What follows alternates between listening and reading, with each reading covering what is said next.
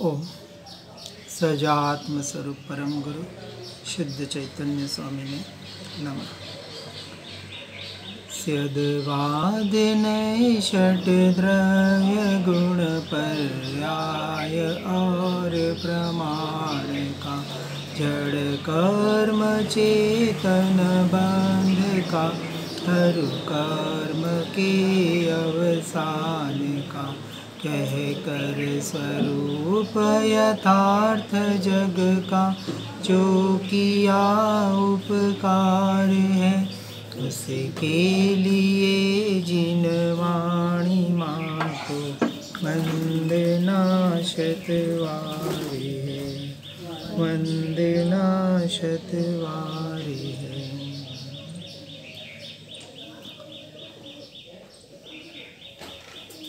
श्री नियमसार जी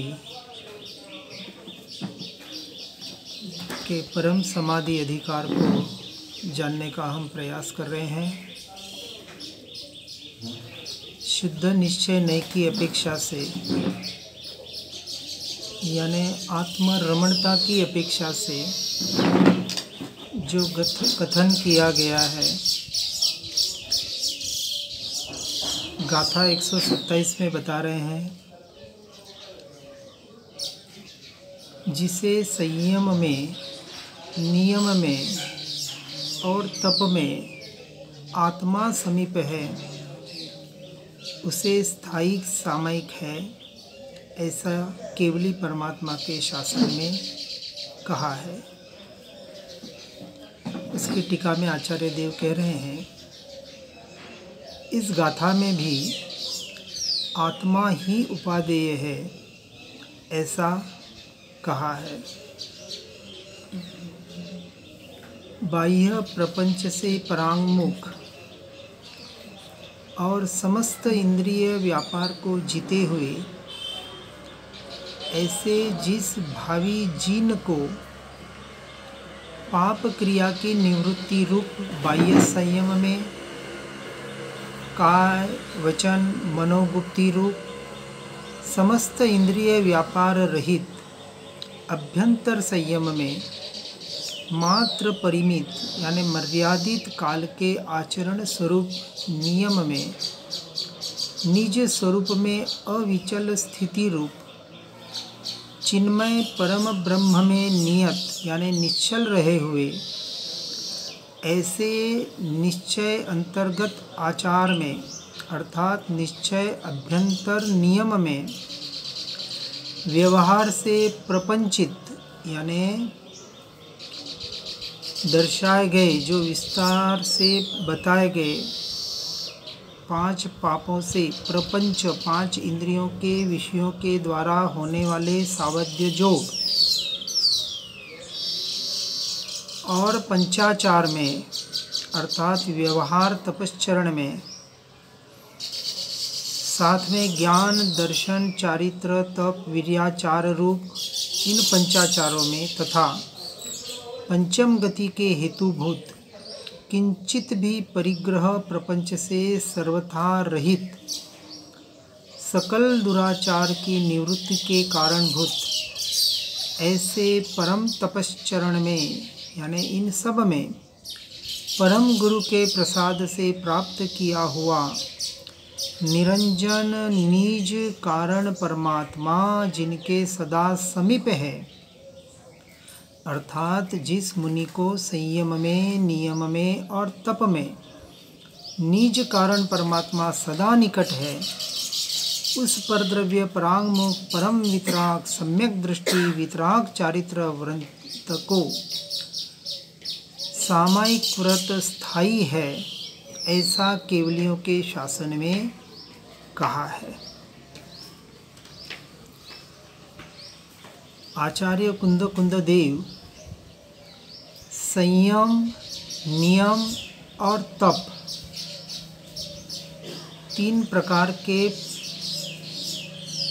आचार विचार की जो हमें मोक्ष मार्ग में साधनभूत है सहायक है। संयम में नियम और तप, तीन प्रकार का तप ऐसा हो कि जिससे हम हमारे आत्मा के यानी स्वरूप और स्वभाव के सन्मुख रह सकें। भावलिंगी मुनियों की अपेक्षा से कथन किया गया है। जिस अवस्था में हमें पहुंचना है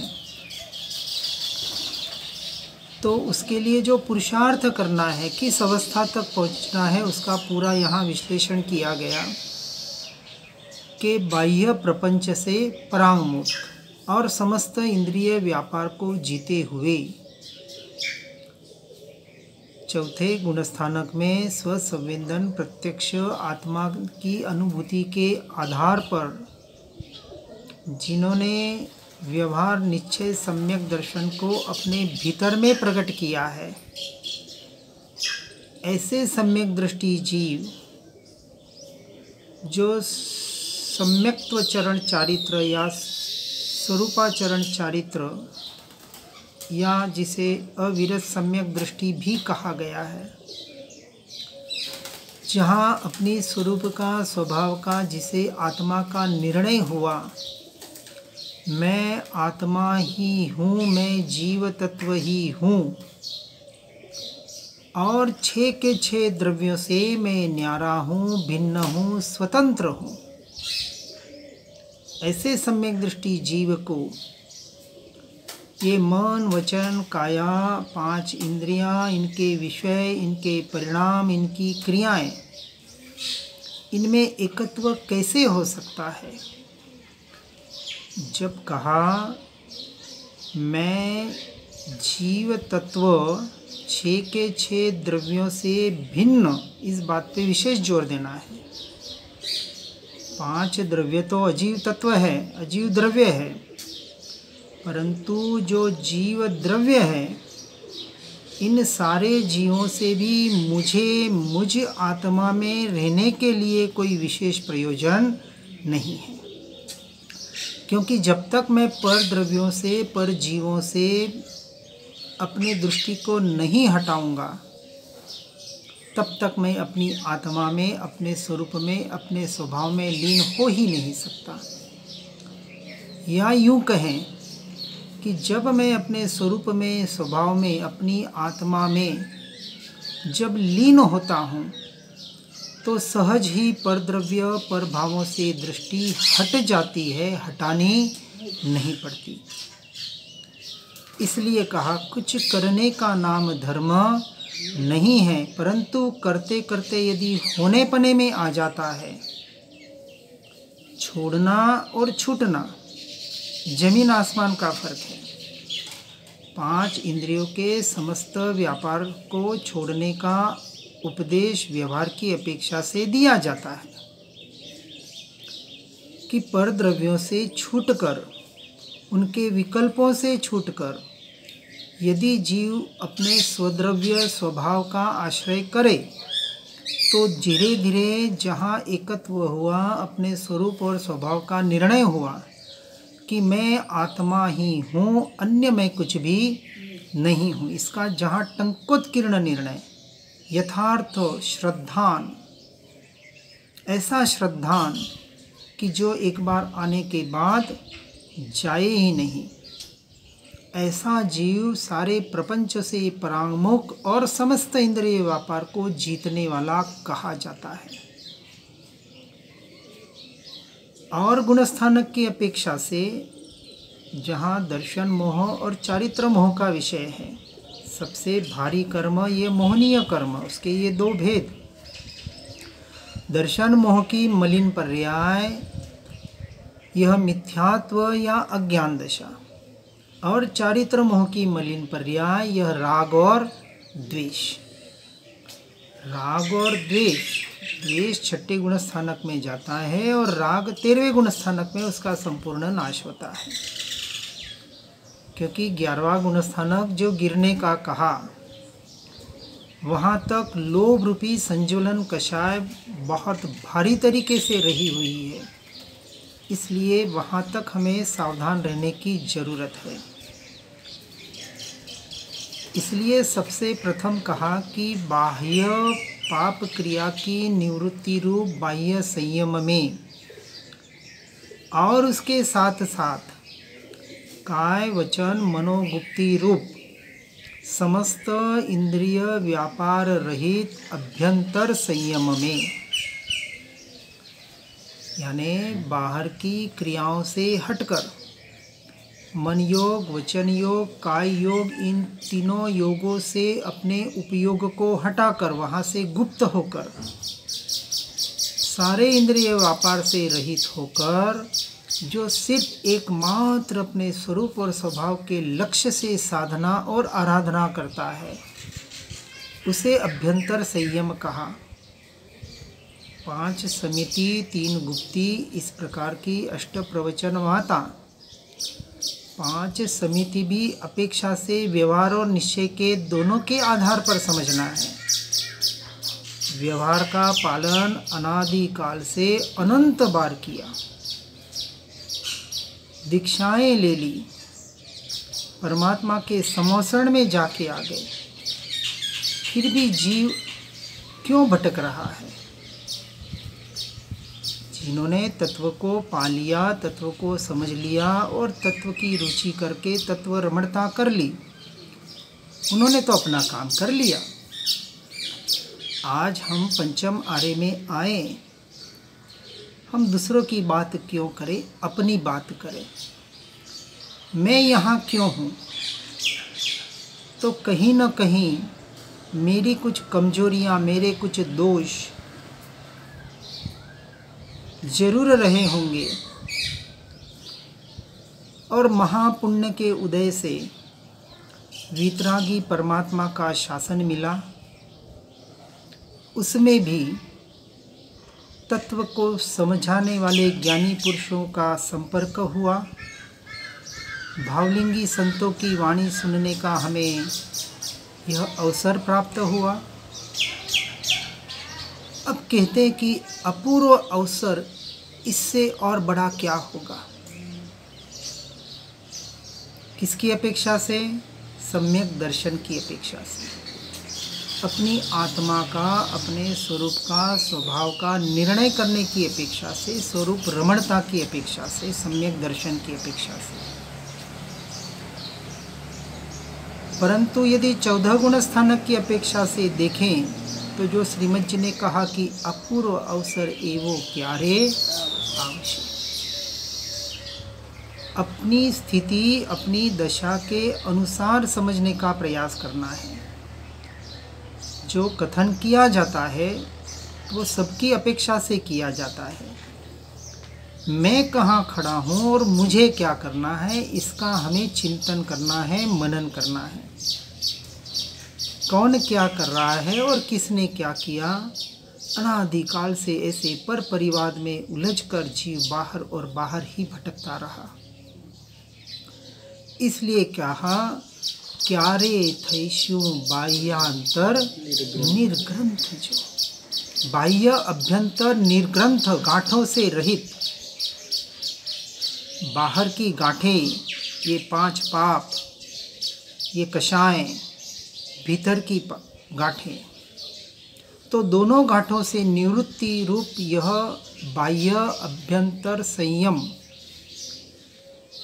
और मात्र परिमित यानी मर्यादित काल के आचरण स्वरूप नियम में निज स्वरूप में अविचल स्थिति रूप ये बाह्यांतर त्याग, इसकी भावना भा रहे हैं कि इसके बाह्य और अभ्यंतर संयम रूप अपने जीवन को परिणमित करना है। किस लिए? कि निज स्वरूप में अविचल स्थिति रूप प्राप्त करने के लिए। अनादिकाल से यही नहीं किया। बिना चलायमान हुए ऐसे निज स्वरूप की जो स्थिति, उस स्थिति को कितने काल के लिए? अनंत काल के लिए परमानेंट प्राप्त करने की अपेक्षा से। और चिन्मय परम ब्रह्म में नियत यानी निश्चल रहे हुए ऐसे निश्चय अंतर्गत आचार में, अर्थात निश्चय अभ्यंतर नियम में बाहर के नियम, बाहर का आचरण किस लिए? कि बाहर के आचरणों के द्वारा, नियम के द्वारा चिन्मात्र ऐसा चैतन्य स्वभावी जो भगवान आत्मा, ऐसा जो परम ब्रह्म स्वरूप मेरा है, ऐसा जो मैं हूँ, उसमें निश्चल रहने के लिए, उसमें निरंतर रमणता करने के लिए, उसमें आचरण करने के लिए, ऐसे आचार में व्यवहार से प्रपंचित ज्ञान, दर्शन, चारित्र, तप, वीर्याचार रूप पंचाचार में, अर्थात व्यवहार तपश्चरण में, तथा पंचम गति के हेतुभूत, पंचम गति यानी मोक्ष, सिद्ध दशा, उसके हेतुभूत किंचित भी परिग्रह प्रपंच से सर्वथा रहित, अंश मात्र भी परिग्रह न हो। कितने परिग्रह? 25 प्रकार के परिग्रह, 11 बाह्य और 14 अभ्यंतर। और अभ्यंतर तप में, अभ्यंतर परिग्रह में सबसे पहला परिग्रह मिथ्यात्व बताया। यह मीथ तत्व, विपरीत मान्यता, उल्टी मान्यता, यह देहात्म बुद्धि, देहाध्यास, दर्शन, मोह, जिस भी अपेक्षा से कहे, जिस भी शब्दों में कहे, शब्दों में न अटकते हुए हमें भावों को पकड़ने का प्रयास करना है। इसलिए यहाँ कह रहे हैं कि किंचित भी परिग्रह प्रपंच से सर्वथा रहित, ये 25 प्रकार से परिग्रह यानी बाह्य और अभ्यंतर, इससे रहित होना हो तो क्या करना पड़ेगा? सारे परिग्रह को छोड़ना पड़ेगा ना, छोड़ना पड़ेगा। जो छोड़ने का मात्र प्रयास कर रहे हैं, उन्होंने अभी तक यथार्थ, परमार्थ, सनातन, शाश्वत धर्म की सच्ची पहचान नहीं की है। इसलिए हमने पहले ही कहा, छोड़ना और छूटना।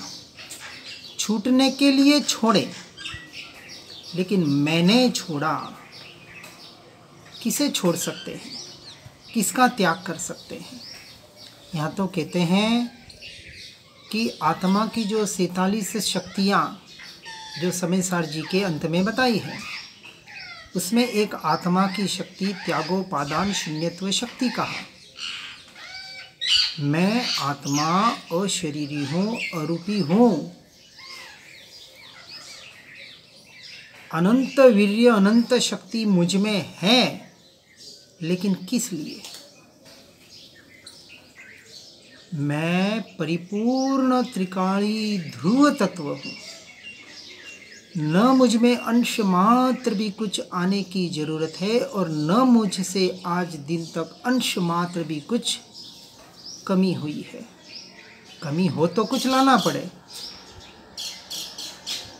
गिलास पानी से ठसाठस भरा हुआ है, एक बूंद भी डाले तो छलक जाए, लेकिन यहाँ तो छलकने जैसी भी कोई स्थिति नहीं है। अनादि अनंत तत्व, ऐसा परिपूर्ण त्रिकाली ध्रुव तत्व, अक्षय खजाना जिसमें भरा पड़ा हुआ है, कहाँ जाए, किसे ढूंढे, कहाँ ढूंढे? आज दिन तक बाहर बाहर और बाहर ही ढूंढा। जो वस्तु जिस स्थान पे हो उसके आसपास ढूंढे तो मिल भी सकती है।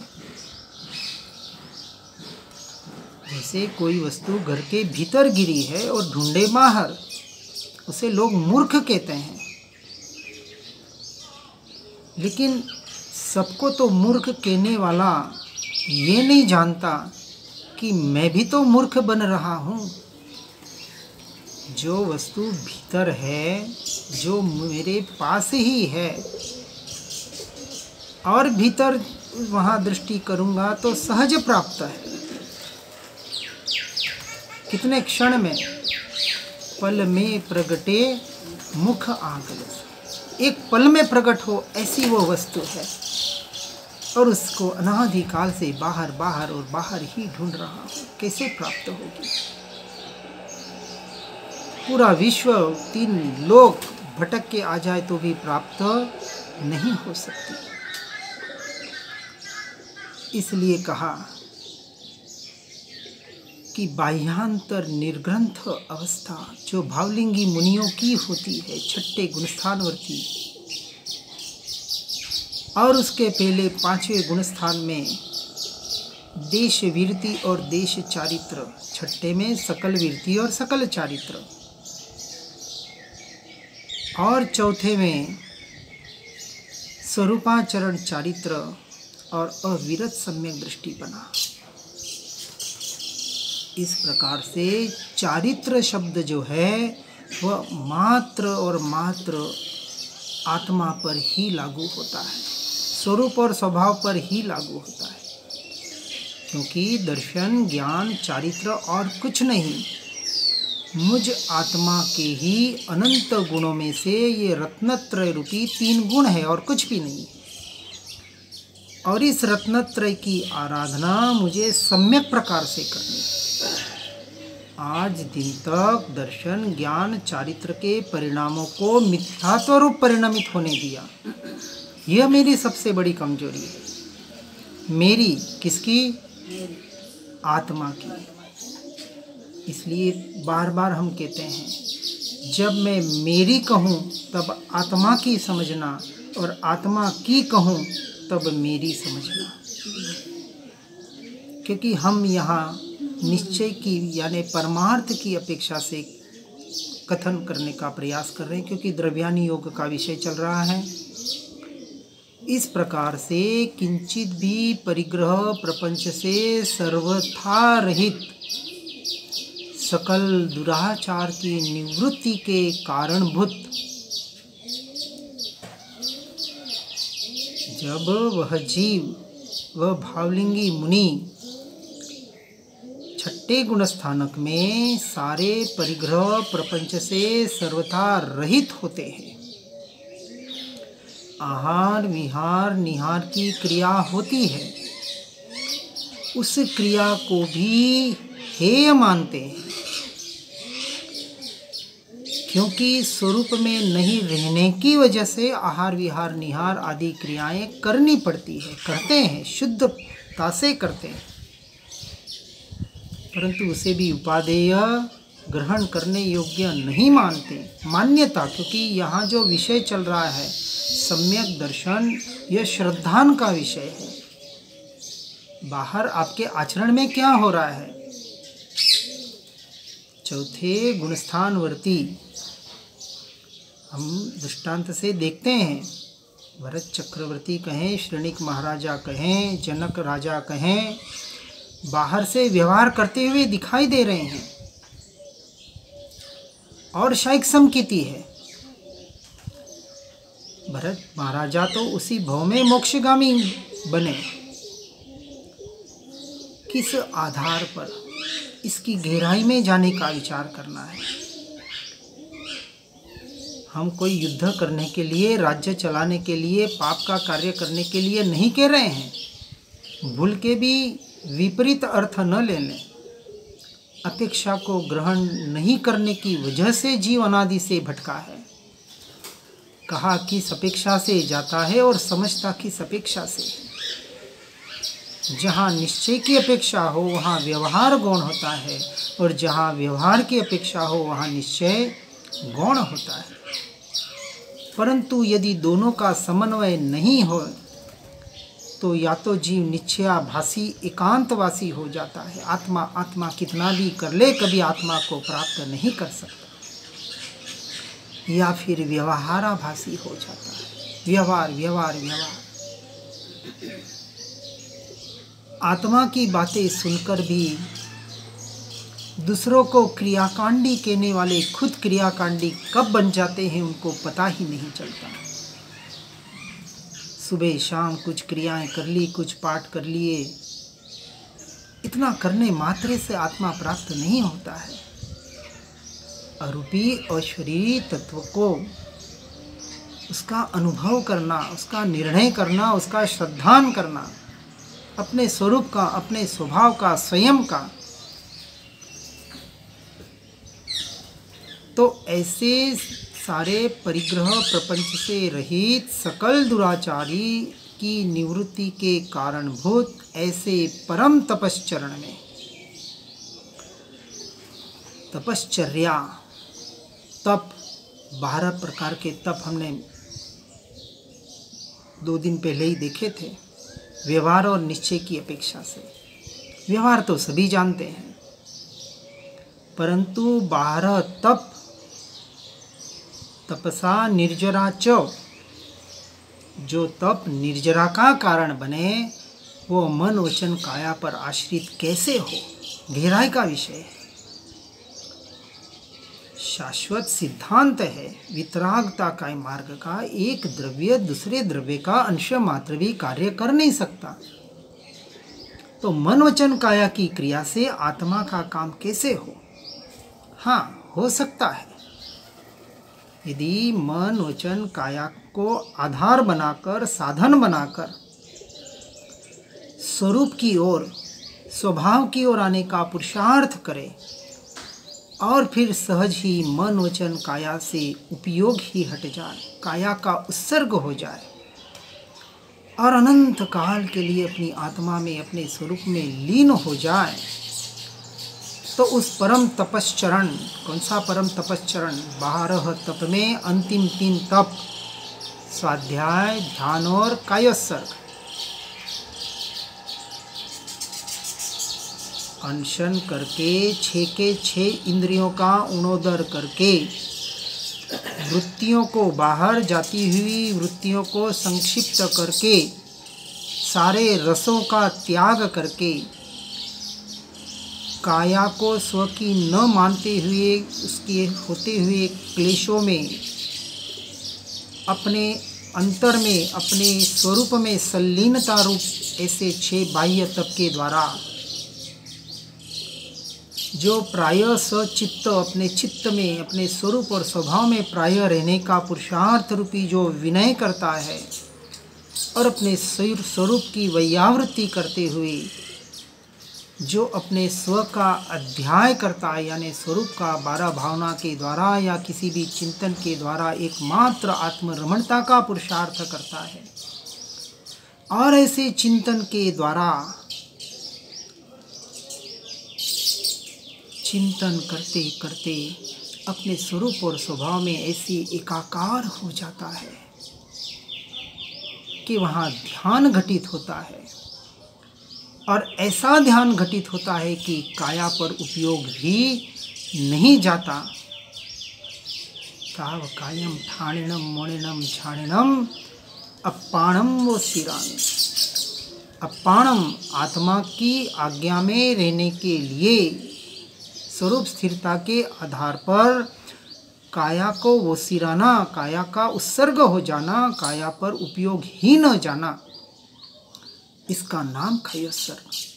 हमने ऊपर पहले निश्चय के इसमें देखा, इसके बारे में एक एक परिभाषाएं निश्चय के आधार पर हमने समझने का, यहाँ भावलिंगी संतों ने बताने का प्रयास किया और उसे हमने समझने का प्रयास किया।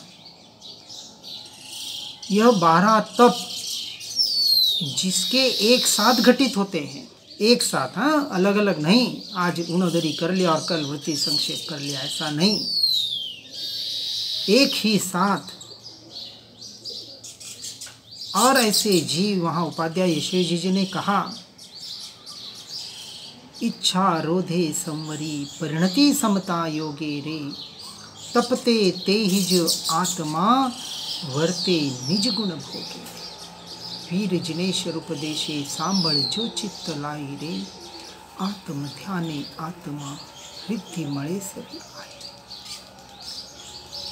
जब जीव अपने स्वरूप में वर्तन करता है, इसका नाम तपश्चरण, और ऐसे परम तपश्चरण में, यानी परम स्वरूप में, परम स्वभाव में आत्मा जब आत्मा का ध्यान करता है, आत्मा से आत्मा में लीन होता है, 6 के 6 कारक जब आत्मस्वरूप एकाकार हो जाते हैं, ध्याता ध्यान ध्येय में अंश मात्र भी भेद नहीं रहता।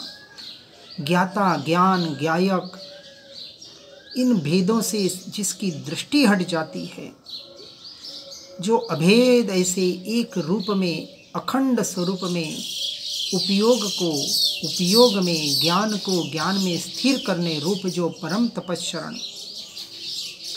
कि जो परम गुरु के प्रसाद से प्राप्त किया हुआ परम गुरु निर्ग्रंथ सर्वज्ञ देव पंच परमेष्ठी व्यवहार की अपेक्षा से और मेरा स्वरूप स्वभाव निश्चय की अपेक्षा से यह परम गुरु और उनके प्रसाद से, कृपा से, आशीर्वाद से जो प्राप्त हुआ सद्देव सद्गुरु सतशास्त्र और उनके आधार पर जिस सत धर्म को समझने का प्रयास किया, पुरुषार्थ किया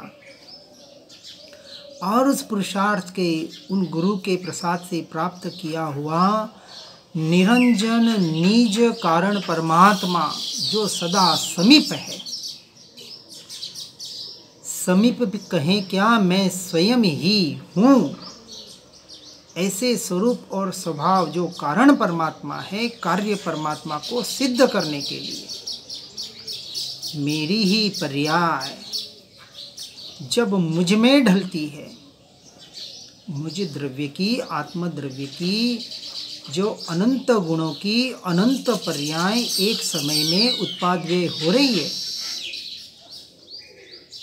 जिस क्षण मैं यह चिंतन करता हूँ, विचार करता हूँ और इसका श्रद्धान करता हूँ कि मैं अभेद अखंड एक त्रिकाली ध्रुव ऐसा कार्य परमात्मा चैतन्य स्वभावी भगवान आत्मा वही मैं हूँ, और इस विकल्प से, इस विचार से, इस शब्द से भी पार होकर, परे होकर अपने स्वरूप और स्वभाव में एकाकार हो जाता हूँ,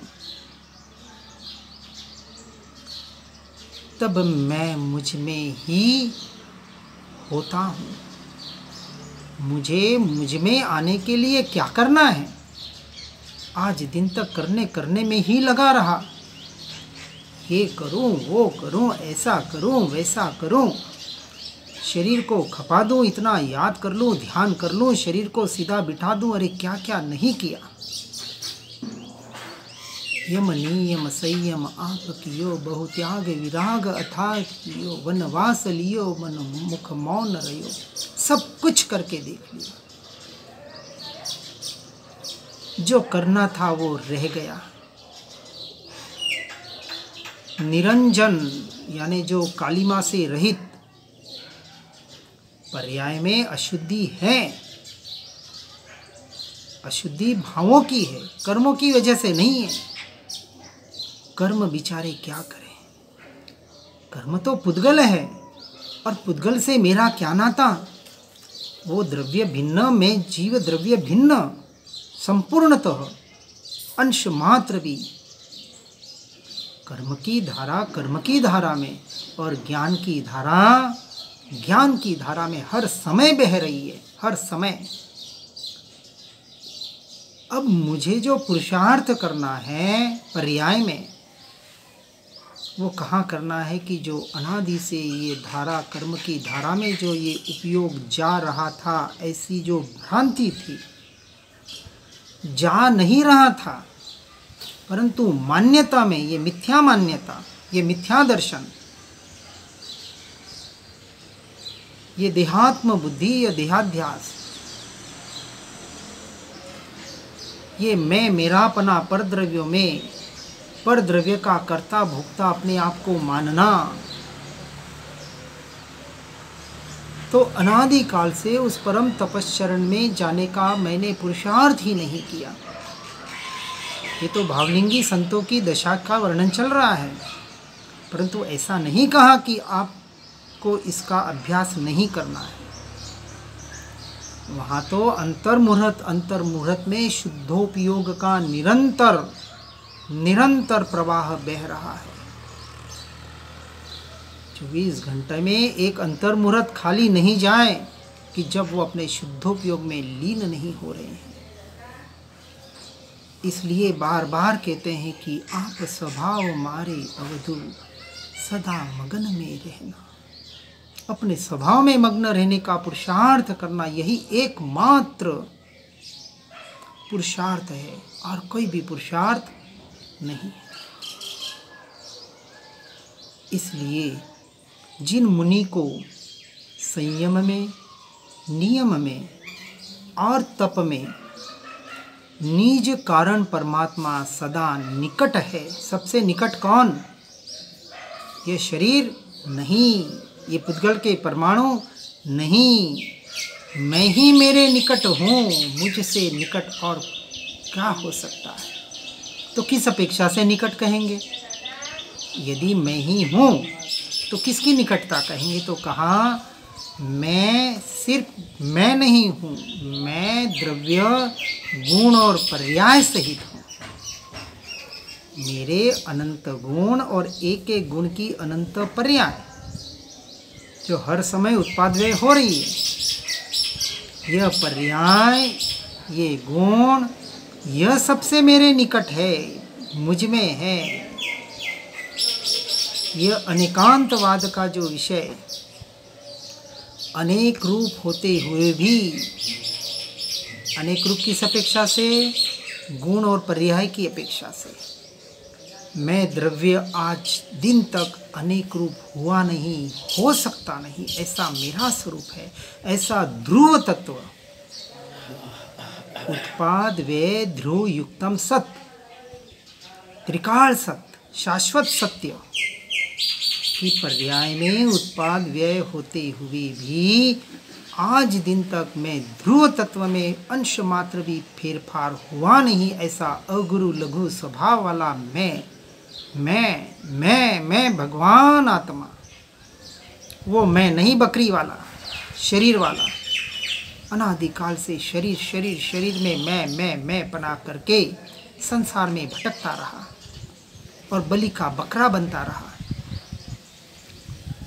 अब उस सत्य मैं की ओर बढ़ना है और इस मैं से भी छूट जाना है। पकड़ तो किसी की करनी ही नहीं है।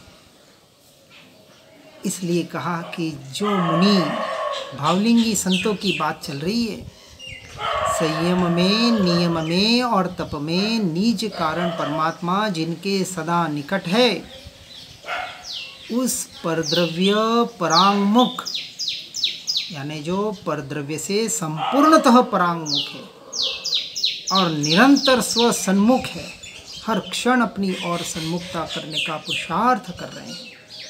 यही पुरुषार्थ है और कोई पुरुषार्थ नहीं है। 24 घंटे महावीर स्वामी ने 12.5 साल क्या किया? यही तो किया। हमें बाहर की उनकी तपश्चर्या दिखती है, इतने महीने भूखे रहे, यह कष्ट सहन किए, यह परिशोपसर्ग सहन किए। अरे कुछ नहीं किया उन्होंने। ये तो हुए किसके आधार पर? आत्मरमणता के आधार पर, आत्मलीनता के आधार पर।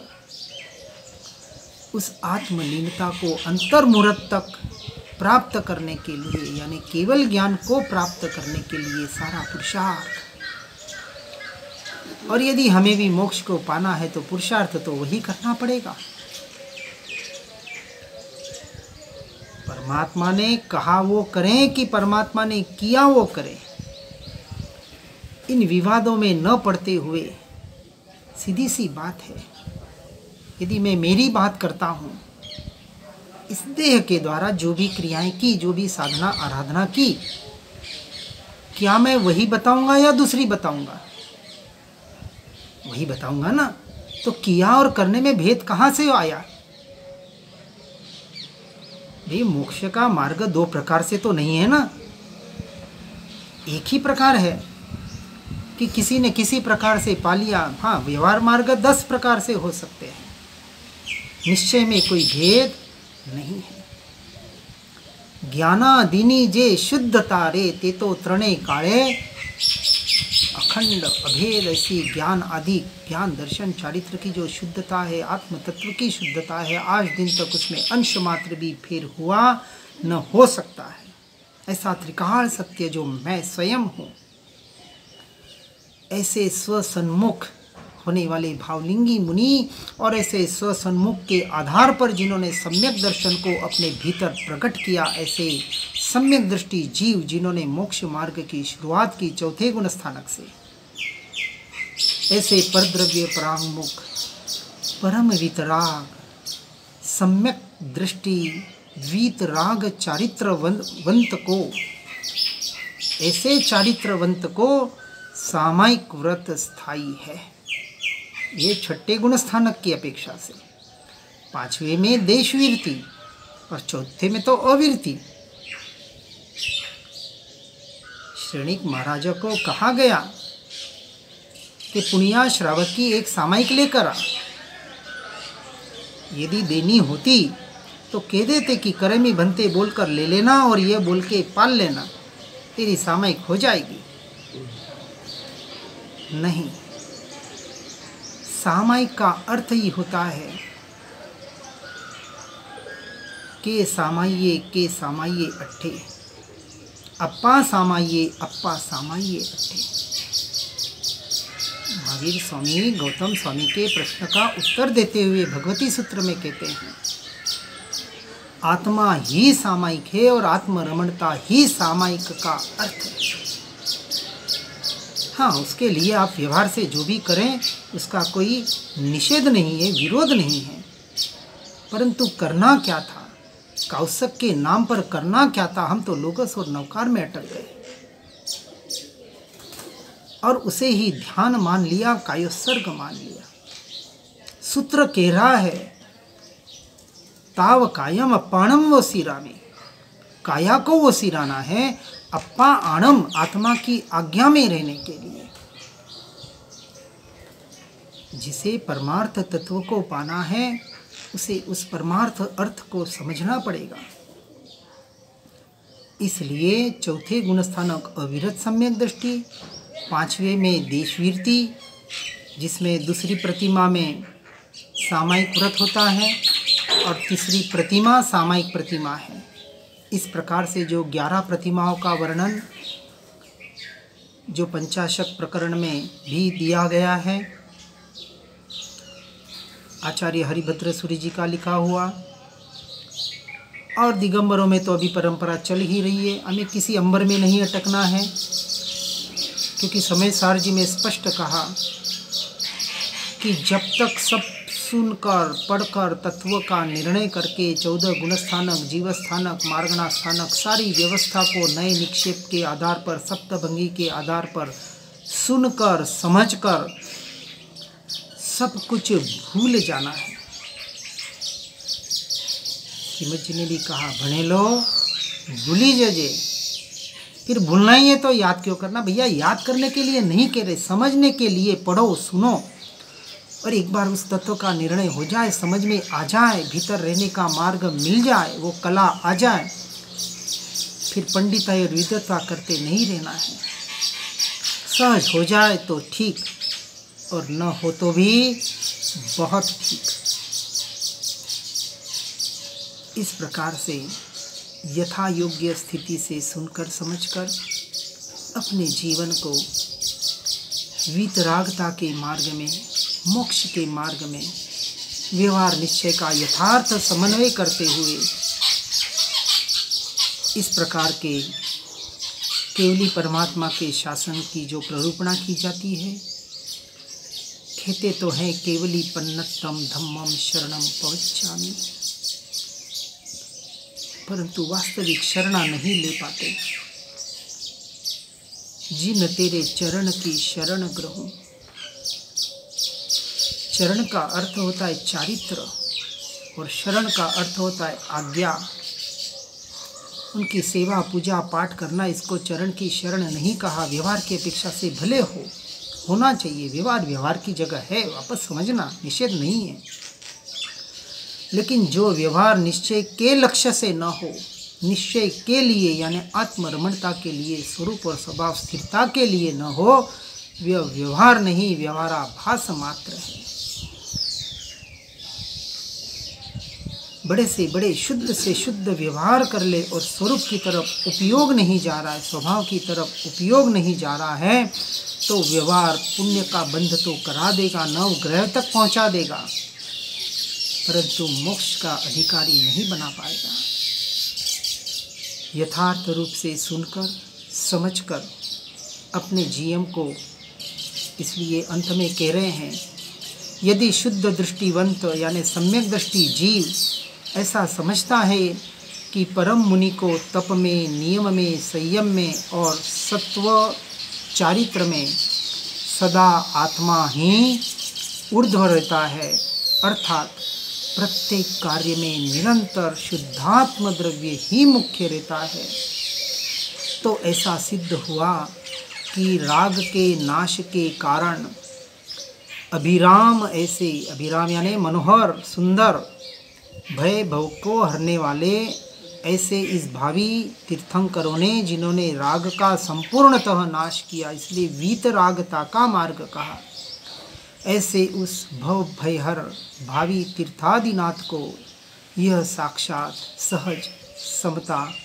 अवश्य ही है। स्वरूप रमणता रूप समता की बात की जा रही है। हर जीव सुनकर समझकर मोक्ष मार्ग में आगे बढ़ने का प्रयास और पुरुषार्थ करें। इसी भावना के साथ ओम नमः सिद्धम। जिन वाणी के ज्ञान से हो सम्यक श्रद्धा, हो चारित्र महान पाहूं पद निर्माण। निज निधि निज में बताई यह अनंत उपकार है, इसके लिए जिन